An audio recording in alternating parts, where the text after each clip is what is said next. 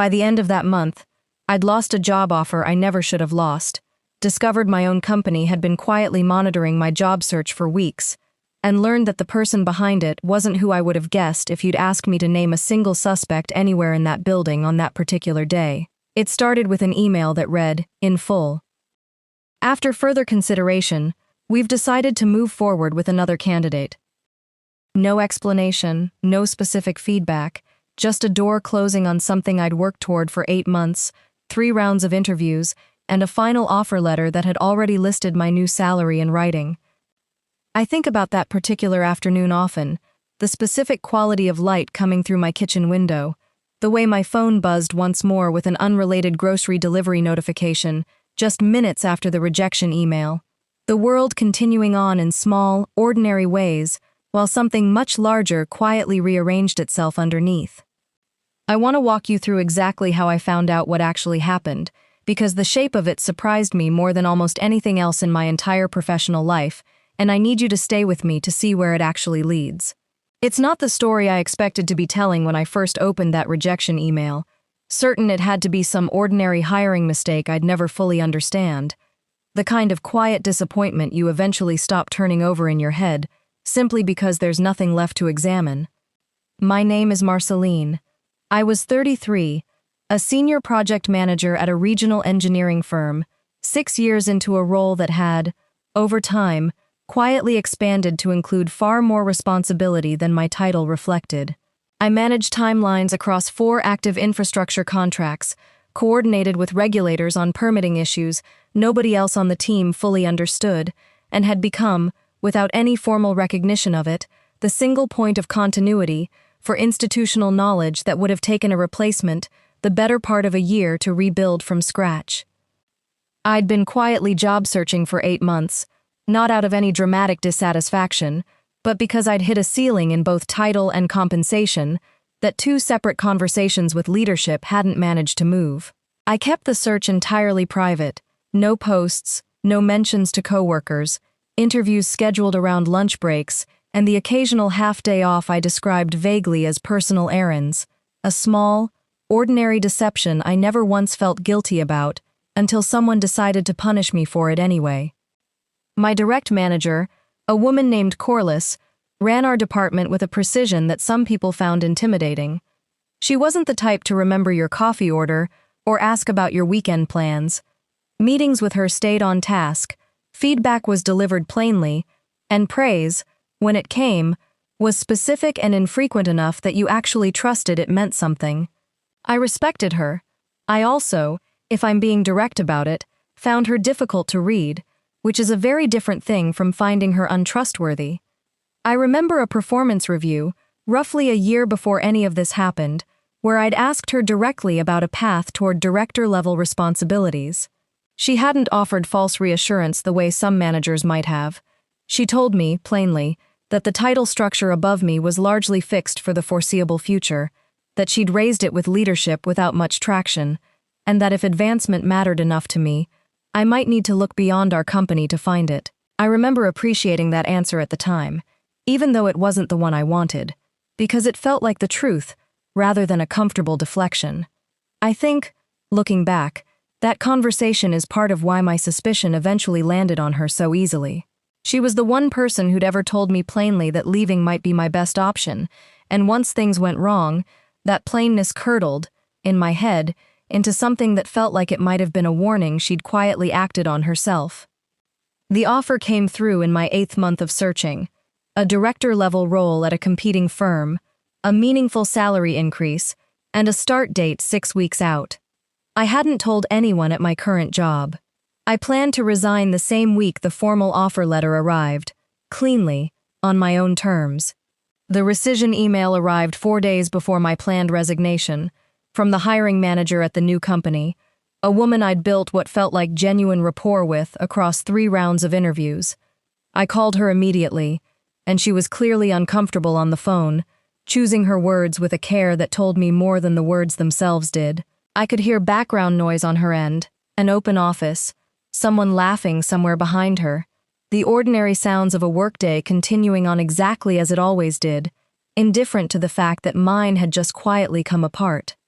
I want to be careful about what I say, she told me. This came from above my level. I pushed back on it. I lost that particular fight. Can you tell me anything? I asked. About what changed? I can tell you it wasn't about your interviews, she said. Everyone on our side wanted to move forward with you. I can also tell you our HR team received some kind of reference contact they weren't expecting, and after that, the decision came down from someone above me to pull the offer. I'm sorry. I wish I could give you more than that. Her voice caught slightly on that last sentence, and I remember believing her immediately, in a way I didn't quite believe the original rejection email at all. Rejections written by committee rarely sound like they cost the person delivering them anything. Hers clearly had. I hadn't listed my current employer as a reference. I'd been careful about that specifically, for exactly the reason most people job searching quietly are careful about it. I didn't want anyone at my current company to know I was leaving before I chose to tell them myself. I'd even avoided using my work laptop for anything related to the search, scheduling interviews on a personal calendar app instead, precisely to keep that separation as clean as I could manage, while still working a full schedule at my current job. I sat with that phone call for a full day before I let myself act on the suspicion sitting underneath it. If nobody had listed my current company as a reference, and someone from my current company had contacted the new employer anyway, that meant someone there had gone looking for information they had no legitimate reason to have. I remember pacing my apartment that entire evening, running through every possible innocent explanation I could think of, and finding, each time, that none of them actually held together once I looked at them closely. I reached out to a coworker in IT, a careful, quiet man named Petra, who I'd worked alongside for years on system access issues related to our project management software. I didn't tell him everything at first, only that I suspected someone had been checking into my activity outside normal work channels, and asked whether that was something our systems could even show. Depends what you mean, he said. If you're asking whether anyone can see your personal email or your phone, no, not through anything we manage here. If you're asking whether anyone can see your calendar, your badge access logs, or your work email, that's a different question. A fair number of people technically have visibility into those things, even if they're not supposed to look without a reason. He said it plainly, without much alarm in his voice yet, the way someone describes a technical fact, rather than something they suspect has already gone wrong. I asked him to check, carefully, whether my calendar or badge logs had been accessed recently by anyone outside my own team. It took him a few days, working within what he was authorized to pull without raising flags of his own, but eventually he came back with something specific. My calendar had been accessed 11 times over the preceding 6 weeks by an account belonging to someone in our HR department, well beyond what any routine HR function would require for an employee not currently under any kind of formal review. I want to be clear about what I'm showing you, Petra said, sliding his laptop across the table between us. This isn't a guess. This is a system log. Somebody with HR-level access looked at your calendar 11 separate times over 6 weeks, and none of those views line up with anything in your file that would explain routine HR involvement. The account belonged to a man named Ambrose, our VP of People, someone I'd interacted with maybe a dozen times over 6 years, mostly at company-wide events, pleasant enough in passing but never someone I'd worked with closely enough to have any real read on. I want to be plain that this wasn't, on its own, an unreasonable thing for a company to look into if there had been a legitimate reason for it. What made it feel wrong wasn't the fact of the access itself. It was the complete absence of any legitimate reason attached to it anywhere in my file. No note, no flag, no formal review that would have justified that level of attention from someone I barely knew. I want to walk you through who I actually suspected before Ambrose's name ever came up, because it wasn't him. I assumed, almost immediately, that it had to be Corliss. She managed my calendar approvals directly. She'd have noticed the pattern of unexplained half-days more readily than almost anyone else in the building, and her precise, controlled manner had always left me slightly uncertain about how she'd react if she ever suspected I was planning to leave. I spent nearly a week building a case against her in my head, replaying every slightly clipped interaction from the preceding months, searching for confirmation in tone and timing that, in hindsight, I was mostly inventing out of anxiety rather than evidence. I finally asked Petra directly whether Corliss's account showed up anywhere in the access logs he'd pulled. It didn't. Not once. Across the entire 6-week window. I know it's tempting to land on the person closest to you, Petra said, when I told him where my thinking had gone. But the logs don't lie the way a hunch can. Corliss never touched your calendar outside normal approval workflows. Whatever this is, it's coming from somewhere else. I sat with that correction longer than I expected to need. It's a strange, specific discomfort, realizing you've spent a week quietly building a case against someone based on nothing but tone and your own fear, while the actual evidence was pointing somewhere you hadn't thought to look at all. I actually rehearsed, more than once that week, a version of a conversation where I confronted Corliss directly, imagining her reaction, imagining how she'd defend herself. I'm grateful, looking back, that I never had that conversation with her, because it would have cost something real between us, over a suspicion that had nothing solid underneath it at all. Petra and I spent the following 2 weeks piecing together why a VP of people with no direct working relationship with me would have any reason to sabotage a job offer I hadn't even told my own manager about yet. The answer, once we found it, had almost nothing to do with me personally, and everything to do with a funding round our company was in the final stages of closing. Petra's contact in finance mentioned, in an unrelated conversation, that the company's valuation model for the round leaned heavily on projected retention rates among senior technical and project staff, a metric investors had specifically flagged as a risk area during due diligence, given 2 recent departures earlier that year that had already rattled confidence in the leadership team's stability. Ambrose, it turned out, had direct incentive compensation tied to retention metrics hitting a specific threshold before the round closed, a bonus structure Petra's contact confirmed existed, though the exact figures stayed out of reach for either of us. My departure, quiet as it would have been, represented one more senior technical resignation, in a year that already had 2, at the exact moment investors were scrutinizing that specific number most closely. I hadn't known, before any of this, that a single line item in a compensation plan could end up mattering more to someone than an actual working relationship ever had. He hadn't needed to know me personally to have every reason to stop my resignation. He'd simply needed to know I was leaving, monitor my calendar closely enough to notice the pattern of interviews, and make one quiet, unauthorized phone call to a hiring manager at a company I'd never listed him as any kind of contact for, using language vague enough to tank an offer, without ever putting anything in writing that could later be traced back to him directly. Petra sat with that explanation for a while before saying anything, turning his coffee cup slowly on the table between us. "It's almost worse than if he'd had something personal against you," he said finally. "At least that would make some kind of sense. This is just arithmetic. You were a number that threatened another number he needed to hit, and he handled it the same way he'd probably handle a budget line that was running slightly over." I didn't have a response to that right away, sitting with the idea that an entire year of my life, a real offer, a real salary, a real start date, had been quietly erased over a spreadsheet line, took longer to settle than I expected it to. We needed something more concrete than a retention bonus and access logs before taking this anywhere formal. Petra suggested reaching back out to the hiring manager at the company that had rescinded my offer, this time asking a more specific question than I had the first time we spoke. I called her again, and this time asked directly whether she could tell me the name of the person who had contacted her HR team, even if she couldn't share the full content of what was said. She hesitated for a long moment. "I probably shouldn't," she said. "But given how this affected you, and given that it clearly wasn't a legitimate reference check, I'll tell you this much. The email came from a personal address, not a company one, and it was signed with a first name only, Ambrose. I remember it because it struck our HR lead as unusual at the time, an anonymous-sounding contact making claims about your reliability that didn't match anything in your actual interview record.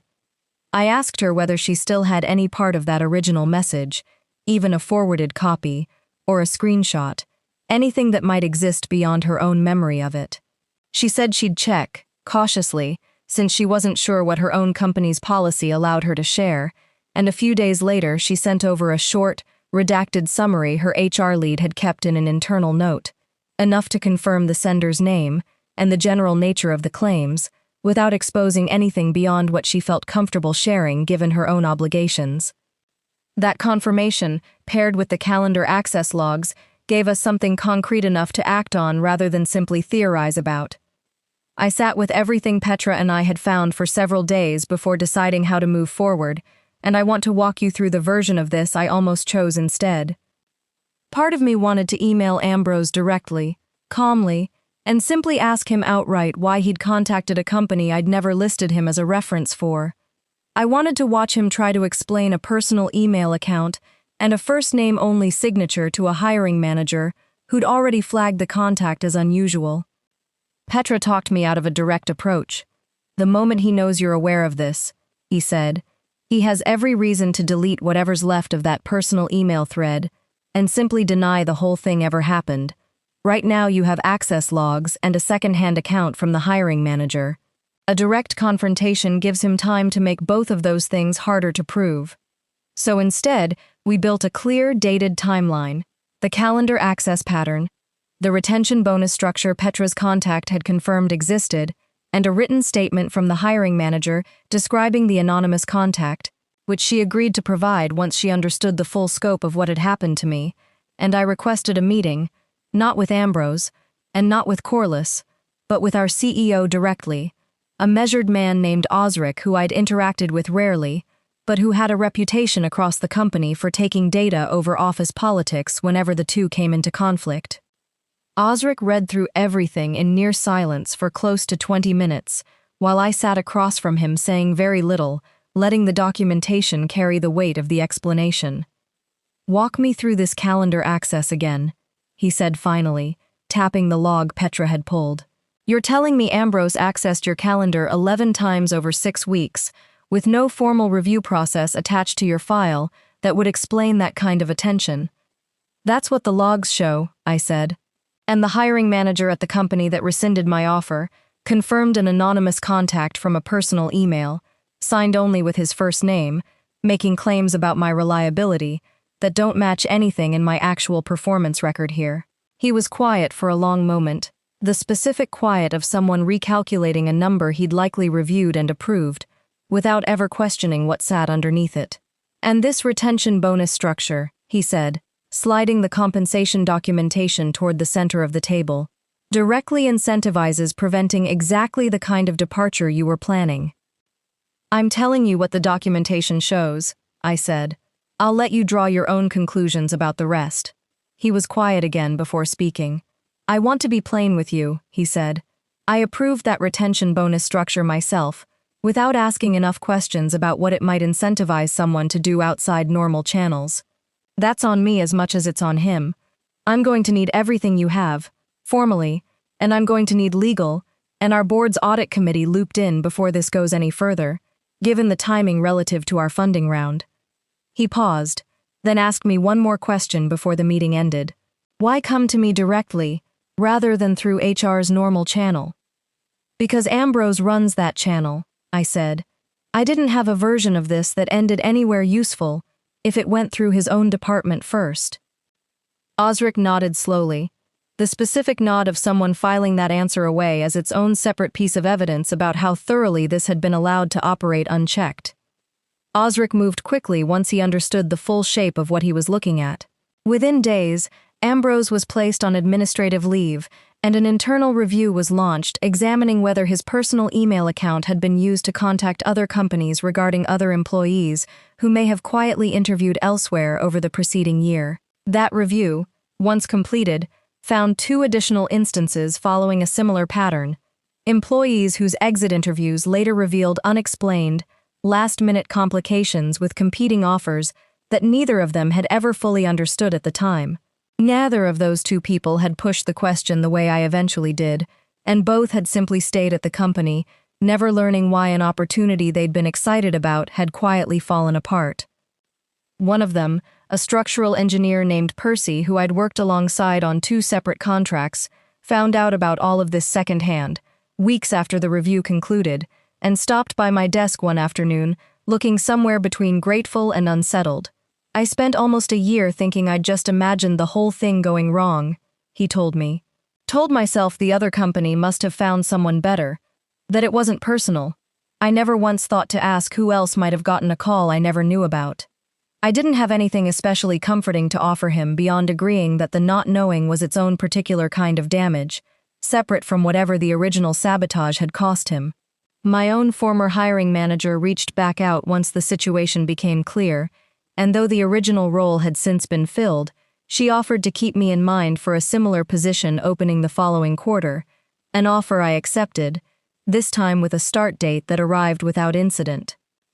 I didn't get to watch the meeting where Ambrose was formally terminated, and I didn't especially need to.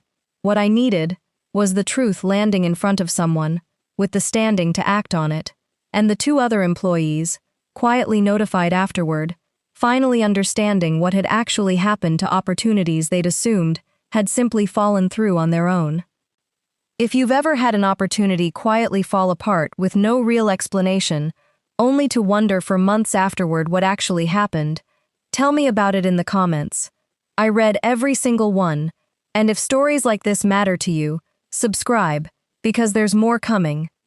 I think most about how close I came to spending that entire investigation, looking in exactly the wrong direction, certain the answer had to be the person whose manner I found hardest to read, rather than the person whose manner I'd never had reason to question at all. Corliss and I are direct colleagues to this day, and I've come to trust her more, not less, in the aftermath of nearly building an entire case against her, out of nothing but a controlled voice and my own uncertainty.